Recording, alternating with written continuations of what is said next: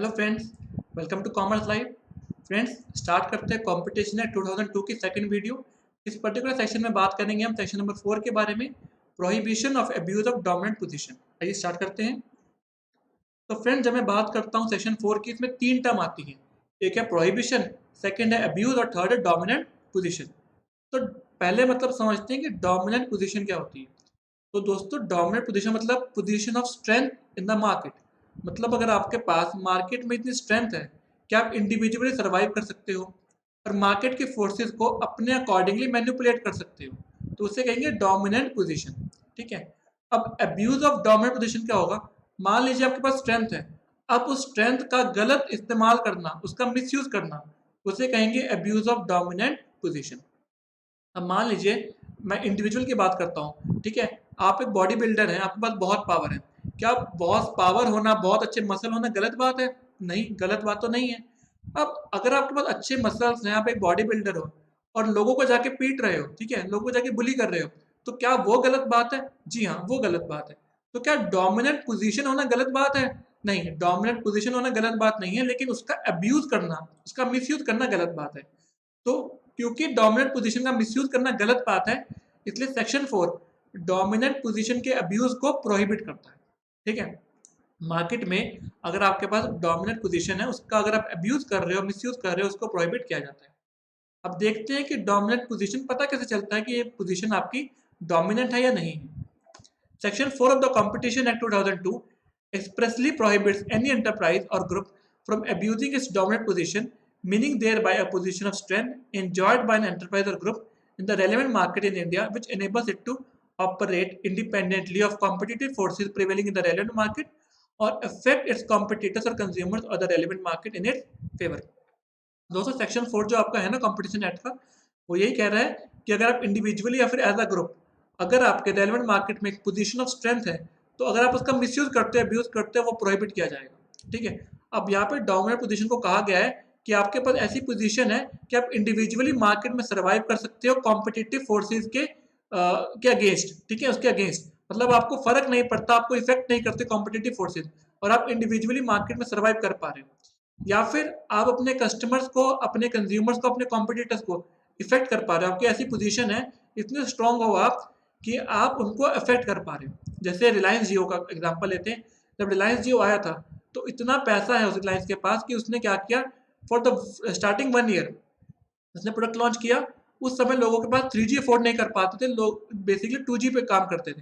लेकिन रिलायंस ने क्या किया, 4G नेट, वो भी सबको 1 साल के लिए फ्री दे दिया।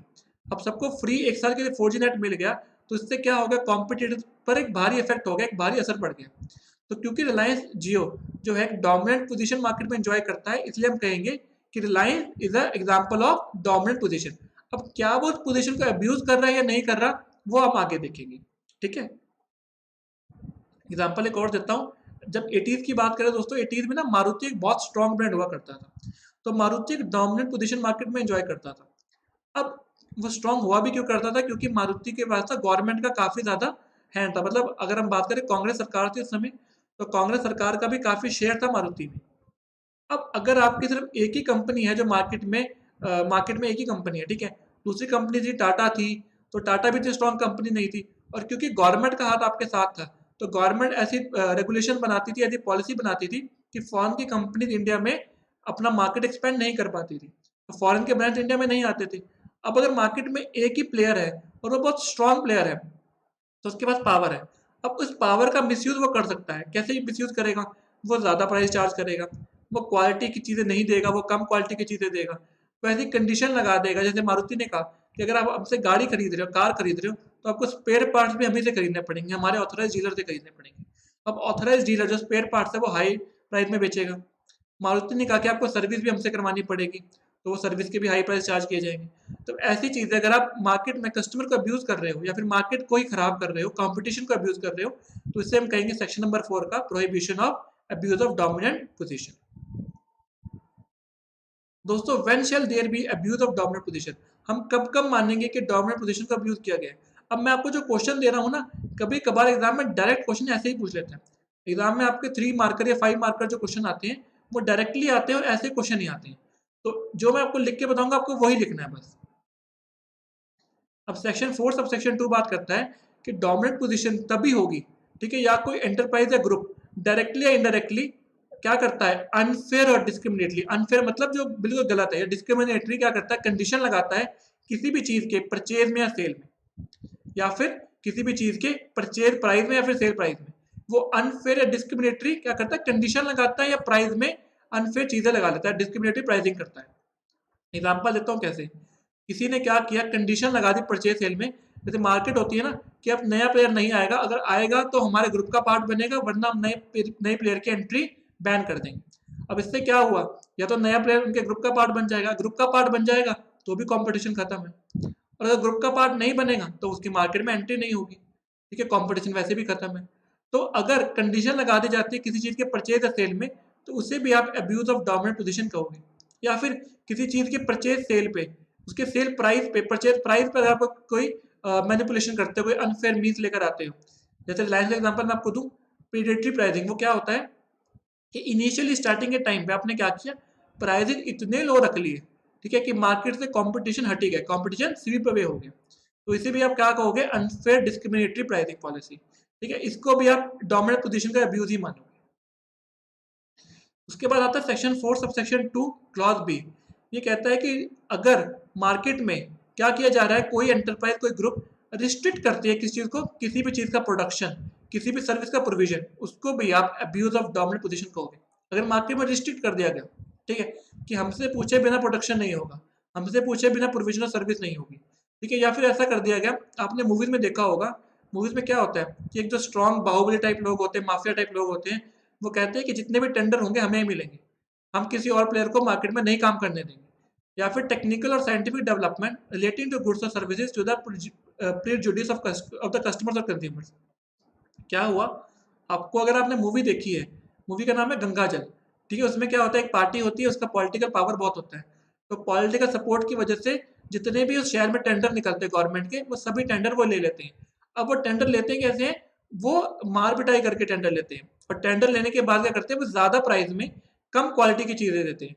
अगर ज्यादा प्राइस लेकर कम क्वालिटी की चीजें दी जाएंगी, तो अल्टीमेटली नुकसान किसका है, कंज्यूमर्स का, कस्टमर्स का। तो अगर टेक्निकल डेवलपमेंट, साइंटिफिक डेवलपमेंट, जो भी डेवलपमेंट वहां पर होने वाली है, उसको भी आपने रिस्ट्रिक्ट कर दिया, और अल्टीमेटली नुकसान किसका हो रहा है, कस्टमर्स का, कंज्यूमर का, उसे भी आप अब्यूज ऑफ डोमिनेंट पोजीशन ही कहोगे, ठीक है।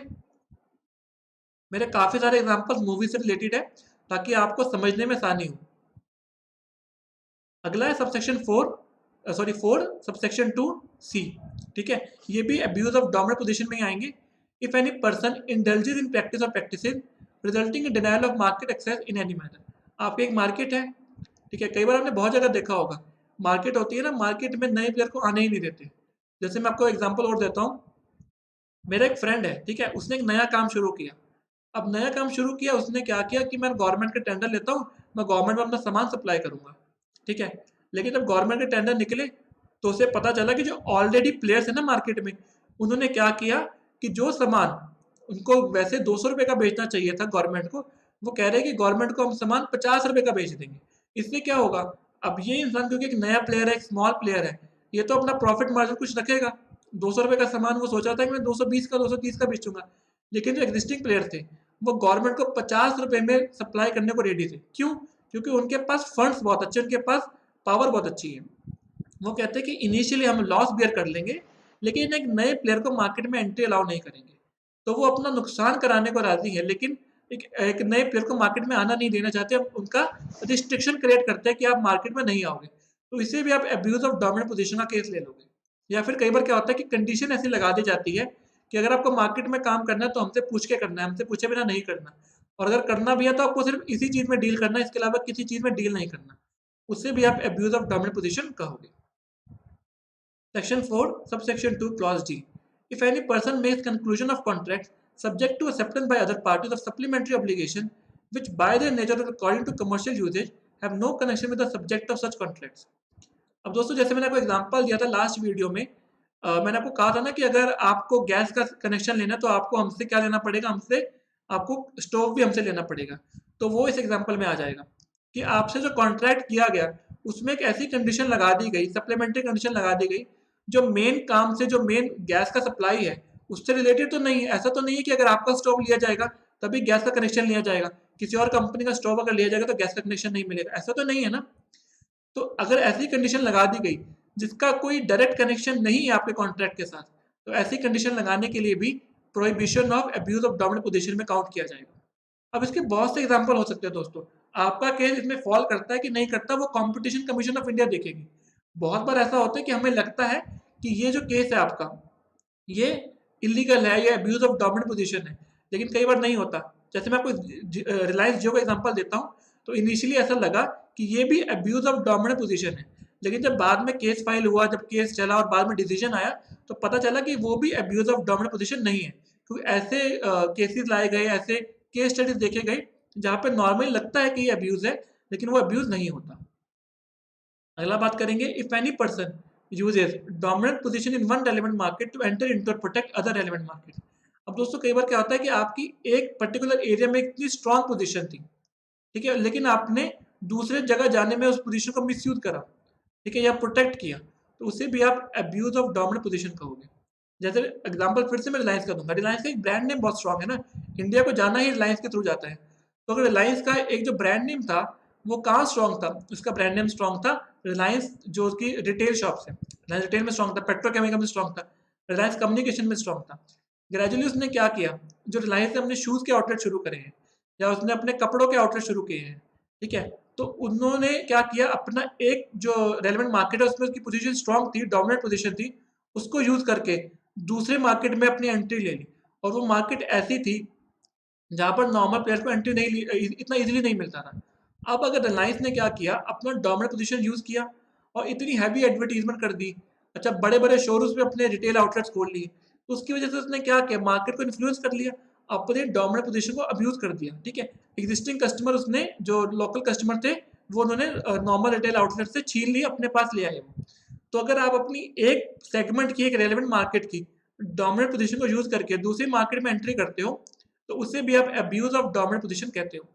अब इसमें एग्जांपल तो मैं बहुत दे दूंगा आपको, लेकिन कभी कभार अगर केस स्टडी आती है उसके ऊपर, ठीक है, या फिर अगर उसके ऊपर केस चलते हैं गवर्नमेंट में, सीसीआई के पास, सुप्रीम कोर्ट में केस चलते हैं, तो डिपेंड करता है। कई बार हमें लगता है कि ये अब्यूज है, लेकिन अब्यूज नहीं होता। क्लियर है दोस्तों। तो अगर आपसे क्वेश्चन पूछा जाएगा, आपको सभी सेक्शन, ठीक है, जो मैंने आपको मटेरियल दिया आपको सभी लिखना पड़ेगा। अगर जो मटेरियल आपको दिया है सेक्शन नंबर के साथ अगर आप लिख दोगे ना, तो गारंटीड है 5 नंबर का क्वेश्चन आएगा, 5 में से 5 आपको मिल जाएंगे मार्क्स, ठीक है। अब दोस्तों एक टर्म यूज हुई थी पहले, प्रीडेटरी प्राइसिंग। तो प्रीडेटरी प्राइसिंग क्या होता है? Predatory price has been defined as the sale of goods और provision of services at a price which is below the cost with a view to reduce competition or eliminate the competitors. Thus, the two conditions present to bring a case within the ambit of predatory pricing are selling goods or provision of service at a price which is below its cost of production, and that practice is resorted to eliminate the competitors or to reduce the competition. दोस्तों अगर आप क्या करते हो, predatory pricing का मतलब है कि आप अपनी कॉस्ट ऑफ प्रोडक्शन से भी कम पैसा लेते हो, ठीक है। आप क्या करते हो, मार्केट में से कंपटीशन हटाने के लिए अपनी कॉस्ट ऑफ प्रोडक्शन से भी कम चार्ज करते हो, उसे कहेंगे प्रिडेटरी प्राइसिंग। इनिशियली कंपनी क्या करती है, अपनी प्राइसिंग बहुत लो रखती है, ठीक है, लेकिन नॉर्मली अगर बात की जाए, अगर मैं कोई प्रोडक्ट आपको बेच रहा हूँ, अगर मेरा वो प्रोडक्ट की कॉस्ट 1000 रुपये है, तो मैं आपसे 1050 चार्ज कर लूँगा, 1010 रुपये चार्ज कर लूँगा, लेकिन अपनी कॉस्ट ऑफ प्रोडक्शन से कम कभी भी चार्ज नहीं करूँगा, ठीक है। मैं नहीं चाहता कि मेरा लॉस हो। लेकिन जो कंपनीज ऐसी हैं जिनके पास बहुत अच्छे फंड्स हैं, जो डोमिनेंट पोजीशन में है, जैसे रिलायंस का एग्जांपल ले लो, आप वर्लपूल का एग्जांपल ले लो, आप एलजी का एग्जांपल ले लो, इनिशियली क्या करते हैं, अपने कॉस्ट ऑफ प्रोडक्शन से भी कम चार्ज करते हैं। क्यों ऐसा करते हैं? ताकि जो इनिशियली है मार्केट खींच सके अपने पास और कंपटीशन को एलिमिनेट कर सके। तो अगर कोई कंपनी अपना प्रोडक्ट या सर्विसेज अपनी कॉस्ट से भी कम प्राइस पर देती है और मेन उनका टारगेट क्या है कि कंपटीशन को एलिमिनेट करना, तो इसे हम कहेंगे प्रीडेटरी प्राइसिंग, ठीक है। एग्जांपल देता हूँ आपको मैं। मान लीजिए नॉर्मली क्या है, ओनिडा, एलजी, वीडियोकॉन, ये अपने टीवी बेच रहे थे। एक एवरेज कॉस्ट क्या थी, 20,000 रुपये, 19,000 रुपये, 20,500 ये चार्ज कर रहे थे, क्योंकि उनको पता था कि हमारी जो कॉस्ट ऑफ प्रोडक्शन है वो लगभग मान लीजिए 18,000 रुपये, ठीक है। 18,000 रुपये हमारी कॉस्ट ऑफ प्रोडक्शन है। लेकिन अब एक प्लेयर है, फॉरेन का प्लेयर है, ठीक है, माइक्रोमैक्स नाम का। अब माइक्रोमैक्स एक प्लेयर आया, वो कहता है कि मुझे अपना मार्केट में अपना नाम बनाना है, मेरे पास फंड्स तो बहुत है, लेकिन इंडिया की मार्केट को मुझे तोड़ना है। तो उसने 18,000 रुपये का टीवी, उसकी अपनी कॉस्ट आती है, लेकिन उसने मार्केट में 11,000 रुपये का टीवी लॉन्च कर दिया। इसे कहेंगे प्रेडेटरी प्राइसिंग। उसने अपनी कॉस्ट ऑफ प्रोडक्शन से भी कम पैसा चार्ज किया, इसे क्या कहेंगे, प्रेडेटरी प्राइसिंग, ताकि मार्केट में से जो एग्जिस्टिंग प्लेयर्स हैं उनको स्वाइप अवे कर सके, उनको कंपटीशन को खत्म कर सके। क्लियर है? अच्छा, अगला क्वेश्चन है whether existence of dominant position means abuse of power. अब दोस्तों ये क्वेश्चन ना बहुत बार एग्जाम में आया है कि अगर मेरे पास मान लीजिए डोमिनेंट पोजीशन है तो क्या वो गलत है? नहीं, डोमिनेंट पोजीशन होना गलत नहीं है, उसका अब्यूज करना गलत है। तो इसका आंसर होगा नो। अगर मेरे पास डोमिनेंस है, ठीक है, मेरे पास एक ऐसी स्ट्रांग पोजीशन है, उसका मतलब ये नहीं कि मैं पोजीशन का मिसयूज कर रहा हूँ। पोजीशन का मिसयूज करने का मतलब ही ये है कि सेक्शन नंबर 4 में जो मैंने बताया ना वो क्लॉजेज, कि अगर मेरे पास पोजीशन स्ट्रांग है उसके बावजूद मैं यही चीजें कर रहा हूँ, नए प्लेयर को आने नहीं दे रहा, प्रेडेटरी प्राइसिंग कर रहा हूँ, मैं मार्केट से कॉम्पिटिशन स्वाइप अवे कर रहा हूँ, तो उसको आप अब्यूज कहोगे। नॉर्मली डोमिनेंट पोजीशन होना गलत नहीं होता। तो competition commission of India has been empowered under section 19 subsection 4 of the act to determine whether any enterprise or group enjoy the dominant position or not, and also to decide whether or not there has been an abuse of dominant position। तो अगर ये question आ गया तो क्या लिखना है इसमें? पहले तो ये लिखना है कि existence of dominant position does not means abuse of power. ठीक है, उसके बाद आपको लिखना है कि अब्यूज ऑफ पावर का मतलब क्या है, जो मैंने आपको सेक्शन 4 पिछले स्लाइड्स में करवाया है। ठीक है, 4 सबसेक्शन 1 सबसेक्शन 2 ABCDE, ठीक है, वो लिखना है। और उसके बाद बताना है कि कंपटीशन कमीशन ऑफ इंडिया को पावर है कि वो डिसाइड कर सकती है कि डोमिनेंट पोजीशन है या नहीं, और डोमिनेंट पोजीशन अगर है तो उसका अब्यूज किया जा रहा है या नहीं किया जा रहा। क्लियर है? आगे बढ़ते हैं। तो दोस्तों इसी के साथ वीडियो खत्म होती है। मैंने इसी वीडियो में आपको सेक्शन नंबर 4 कंप्लीट करवा दिया है। अगली वीडियो में हम सेक्शन नंबर 5 और सेक्शन नंबर 6 की बात करेंगे। तो thank you very much, all the best. Channel को सब्सक्राइब कीजिए, वीडियो को लाइक कीजिए और वीडियो को अपने फ्रेंड्स के साथ शेयर कीजिए।